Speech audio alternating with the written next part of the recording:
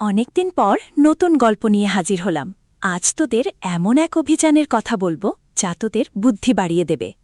বলতো, তোরা কি কখনো এমন সিন্দুকের কথা শুনেছিস যা সোনা দিয়ে নয়, বরং মানুষের বুদ্ধি দিয়ে খুলতে হয়?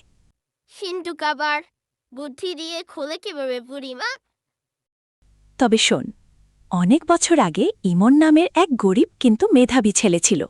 তার খুব শখ ছিল পড়াশোনা করার, কিন্তু তার কাছে কোনো বই ছিল না।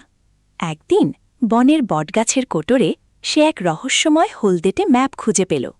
ম্যাপে লেখা ছিল, বনের শেষ প্রান্তে একটি অন্ধকার গুহা আছে, যেখানে লুকানো আছে জ্ঞানের সিন্দুক।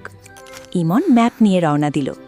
ঘন ঝোপঝাড় আর অন্ধকার রাত, চারদিকে নাম না জানা পাখিদের ডাক।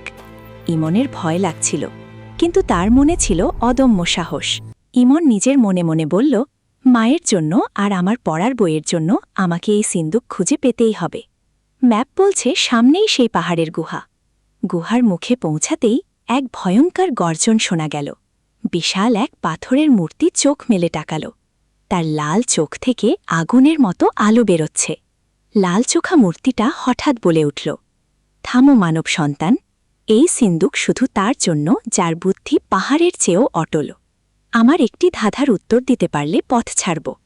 বলো, এমন কোন জিনিস যা কাটলে বড় হয় কিন্তু জোড়া দিলে ছোট হয়? ইমন অনেকক্ষণ ভেবে বলল, উত্তর হল পুকুর। কারণ পুকুর যত কাটা হয় বা খুঁড়া হয় তা তত বড় হয়, আর যদি মাটি দিয়ে ভরাট করা হয় তবে তা ছোট হয়ে যায়। উত্তর শুনে মূর্তিটি সরে দাঁড়াল। সিন্দুকটি খুলে গেল, কিন্তু ইমনের চোখে বিস্ময়। সেখানে কোনো হিরে জহরত নেই। সিন্দুকটি ভর্তি ছিল সুন্দর সুন্দর রূপকথার বই, অঙ্কের বই আর হরেক রঙের কলমে। ইমনের কাছে এটাই ছিল পৃথিবীর শ্রেষ্ঠ সম্পদ। ইমন সেই বইগুলো নিয়ে গ্রামে ফিরল এবং সবাইকে নিয়ে একটি পাঠাগার তৈরি করল। দেখলে তো বন্ধুরা, আসল সম্পদ টাকা নয়, বরং শিক্ষা। আজ তবে আসি, ভালো থাকিস তোরা। দর্শক বন্ধুরা, পরের ভিডিও তাড়াতাড়ি দেখতে চাইলে চ্যানেলটি সাবস্ক্রাইব করে রাখুন। Bye.